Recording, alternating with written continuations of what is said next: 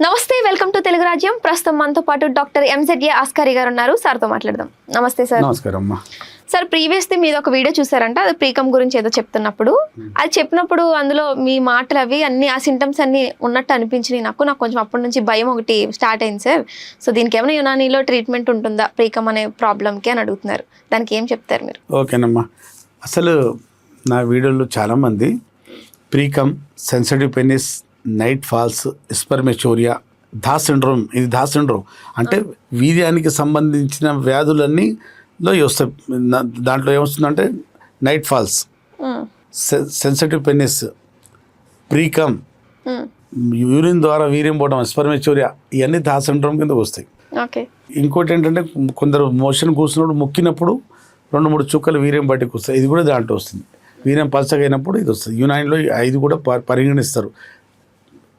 వీర్యం చిక్కదనం కోల్పోయింది, విస్కాసిటీ పాడైపోయింది, దాంట్లో ఇది ఒకటి ప్రీకమ్. ప్రీకమ్ అంటే ఏంటిదంటే ఒక అమ్మాయితో లవర్తో మాట్లాడిన, పరాయి ఆడతో వేరే ఎక్కడైనా మహిళలతో స్త్రీలతో మాట్లాడిన, సెక్స్ కొంచెం ఆలోచన వచ్చిన 2-3 చుక్కలు వీర్యం బయటకు వస్తుంటుంది. ఇప్పుడు లవర్తో చాటింగ్ చేస్తున్నా కూడా వస్తుంటుంది. అది ఇప్పుడు అమ్మతో మాట్లాడితే రాదు, ఆ సెన్స్ రాదు కదా. చెల్లితో మాట్లాడినప్పుడు ఆ సెక్స్ రాదు.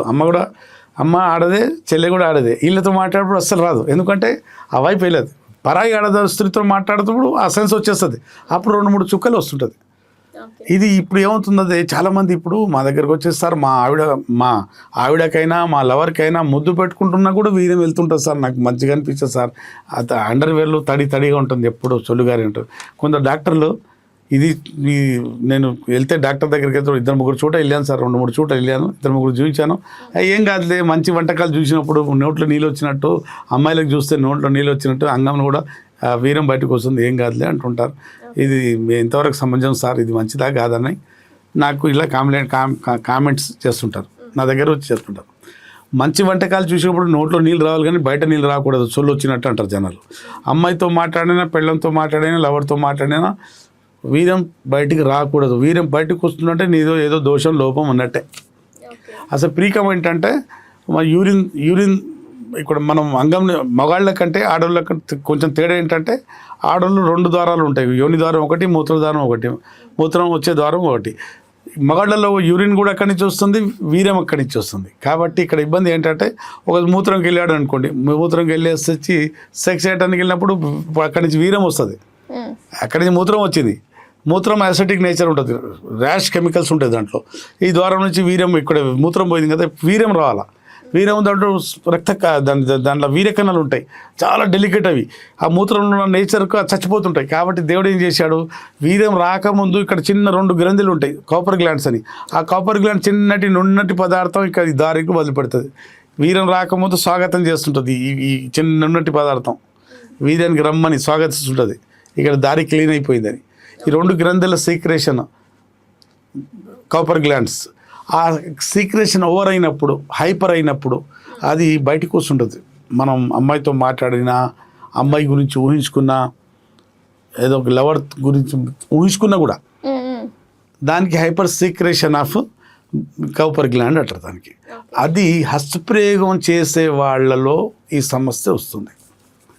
దేనికి పరిష్కారం యునాని వైద్యం, చికిత్స ఉంది, ట్రీట్మెంట్ ఉంటుంది. ఒకసారి మందులు వాడుకుంటే 40 రోజులు 60 రోజులు మందులు వాడుకుంటే ఈ సమస్యతో బయటపడవచ్చు. మళ్ళీ అమ్మాయికి ముట్టుకున్నా, పట్టుకున్నా, చుట్టుకున్నా, హత్తుకున్నా ఎక్కడ వెళ్ళదు, అస్సలు వెళ్ళదు. సెక్స్ చేసిన తర్వాతే వీర్యం బయటకు రావడం జరుగుతుంది, కానీ అస్సలు ఆలోచించినా రాదు, మాట్లాడినా రాదు, కౌగిలించుకున్నా రాదు. దీనికే ప్రీకమ్ అంటారు. దీనికి చక్కటి పరిష్కారం యునానిలో ఉంది. సరే, ఇప్పుడు యునాని ఈ మందులు వాడిన తర్వాత కూడా వీళ్ళు మళ్ళీ హస్తప్రయోగం చేసుకుంటే కనుక అది మళ్ళీ వస్తుంది. ఎందుకంటే ప్రకృతి భిన్నంగా వెళ్ళినప్పుడు కదా వచ్చింది ఇది. మళ్ళీ ఇప్పుడు ఒక శాఖలో దగ్గరికి వెళ్ళాం, సకలైన దగ్గరికి బట్టలు తిగి మరి ఇస్తరి చేసుకొని మళ్ళీ బుడదలు సకలం ఏం చేస్తాడు, మళ్ళీ బట్టలు పాడేది కదా. ఆరోగ్యం కూడా అంతే.